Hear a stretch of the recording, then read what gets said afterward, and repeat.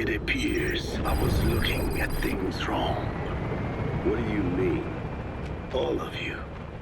Until now, I had thought of your organization, Diamond Dogs, as a superorganism. You'll have to explain that one.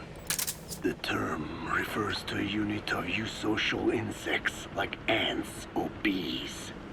While made up of many individuals, they behave as though they are one organism, with the queen as their nerve center. The close ties you share here reminded me of that. Well, the boss's efforts do pull us all together. I was not finished. I'm speaking in terms of homogeneity. You come from all walks of life, do you not? Many races and tongues, talents and pasts, complementing each other, influencing each other, making Diamond Dogs the unique group that it is. Of course. We have no use for mindless drones around here. Is that so? Then perhaps an organization like yours is a truer superorganism than the ants and bees. Meaning? Most organisms adapt to their environment by coexisting with other species. Take the cow, for instance. Its rumen, the first stomach, contains an incredible number of bacteria which digest the food it has consumed. Without their help, the cow could not break down the fiber in grasses. The cow has to outsource its means of survival to them. You don't say. Man is the same. Some 100 trillion bacteria live inside the human intestines. Without the bacteria, they could not function properly. And it does not stop there. The stomach, the mouth, the skin, even the placenta contains bacteria that coexist with us. The same is true of parasites. In fact, the human immune system has evolved based on parasites being a part of it. Without them, the immune system can run amok and even damage other parts of the body. This is all very interesting, but what does it have to do with Diamond Dogs? A harmonious superorganism is made up not of a group of homogeneous individuals, but of diverse individuals that complement each other. That is what I saw in your group here. Then it occurred to me that man is a superorganism. Man's phenotype is not determined solely by his genetics. Some say if you mapped the genomes of all bacteria in the human body, the result would be over 100 times bigger than the human genome. The sum of man's genome and those of the organisms he coexists with, call it a metagenome, creates the superorganism we know as a human being. Well, now that's quite a leap. You think so? Then try a broader perspective. If our world were a human body, you would be parasites. You make a living by doing the dirty work that the world powers cannot handle themselves. From their perspective, you are likely a nuisance. But without you, pus would build up around the world, and autotoxemia, self-poisoning, would follow. The world needs your kind.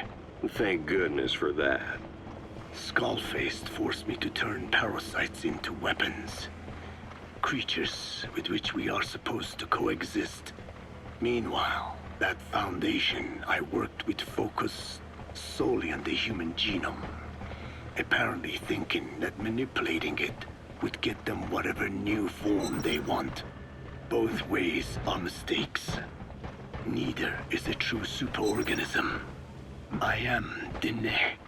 By speaking with those living inside me, we enhance one another and enjoy harmonious growth. Such was the original purpose of my research. You have made me remember this. Well, it's an honor. You can travel the world, but you won't find another place like this. If the whole world was like this base, I think the peoples of the world would bid farewell to fighting for good. Maybe that's what the boss wanted in the end.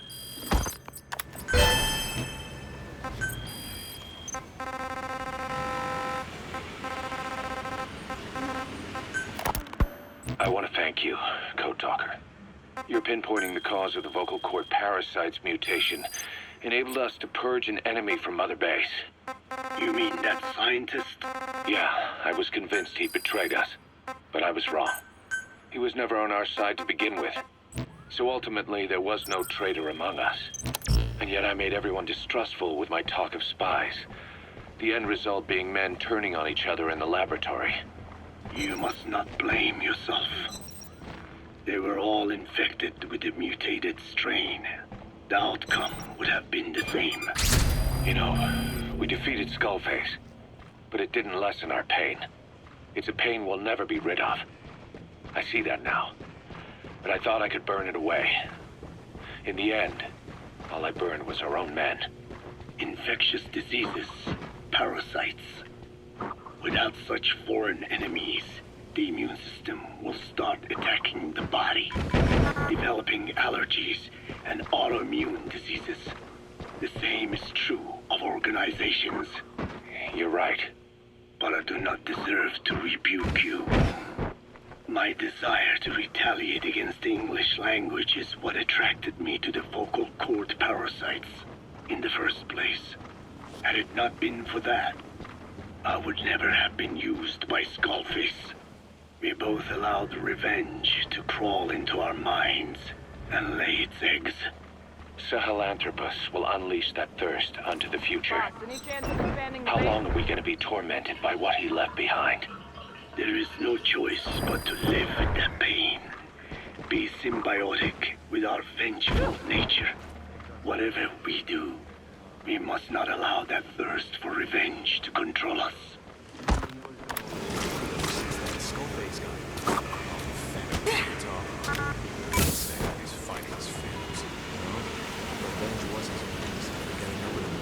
Then he got his revenge. And it didn't bring back anything he lost. Now he's left with this rage he doesn't know what to do with. Yeah, just wish he wouldn't direct it at us. You got that right.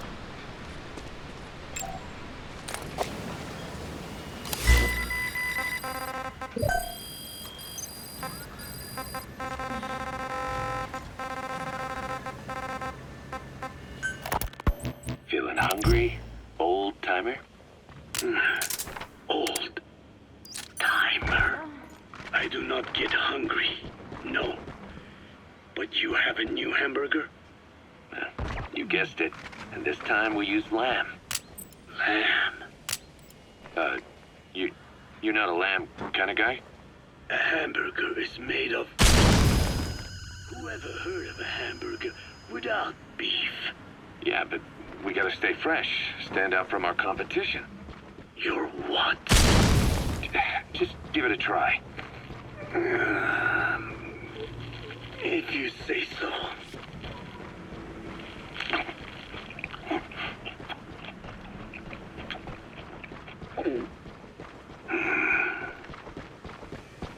Not bad. But I cannot call this a hamburger. I thought we were onto something this time. Maybe the problem is that it looks like a regular hamburger. Gotta think outside the box. Too much baggage if they come in expecting just another burger. Let's see, cotton candy. To make it look like a sheep? Yeah. Just a minute. You really think people would eat that? What is it you are planning? Are you using me? A taste tester?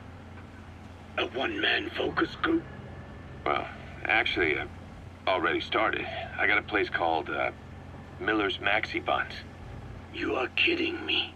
Well, to be honest, business hasn't been great. No one seems to like my, buns. The Ocelot said Diamond Dog's budget did not add up. But you don't mean to tell me... What? No, no, no. Our black budget's got it all covered. I'm not embezzling GMP or anything. Still, let's not say anything to Snake, okay? Very well. However, Kazuhira, it takes more than premium ingredients and a clever recipe to satisfy the palate. Okay. So what do we do? The palate seeks one thing: chemical additives. Chemical additives. There is nothing mysterious or spiritual about good flavor. The tongue simply identifies specific amino acids, which the brain then recognizes as appealing. Therefore, all that is needed is to chemically isolate those amino acids and incorporate them into your products. To be clear, I speak of flavor. The rest is irrelevant. That seems a little extreme. Do not forget that I am a scientist after all. And using science for the benefit of others is a joy. In seeking coexistence with nature's blessings, not everything can remain in its natural form. When we fall ill, we must be treated. Otherwise, that very nature could cost us our lives. Agriculture is one of nature's many blessings. But through that process, we damage the surrounding vegetation. Yeah. Whether it's a massive farm or a tiny field, we always leave our mark on the land. The same is true of parasites. And for food preparation. If tapeworms in the raw meat of another animal enter the human body, they roam around trying to find their usual habitat. Sometimes even eating away at the brain in their confusion. So in looking through a scientific point of view, you see the necessity for processing food. Yes, it is also sometimes necessary to eliminate certain parasites, or selectively use or even modify others. Alternatively, we could say that if a man is part of nature, the work he does is also part of it. What is important is the balance. Yeah, you're right. Thanks, old-timer. You really opened my eyes.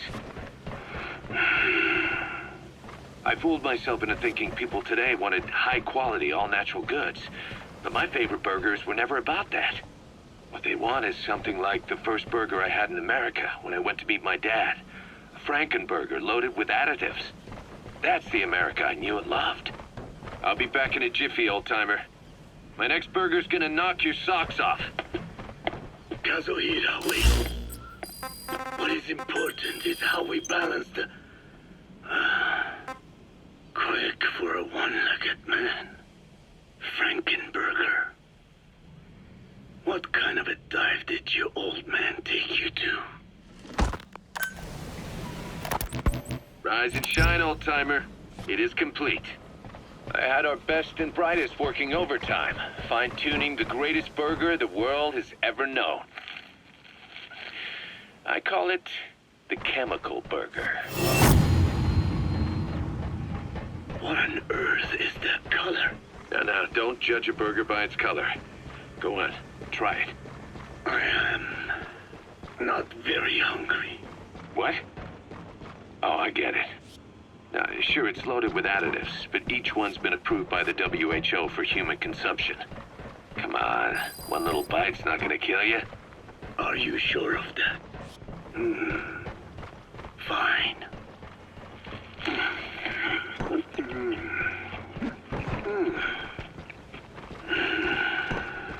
Well, How's it going, boss? what do you think? It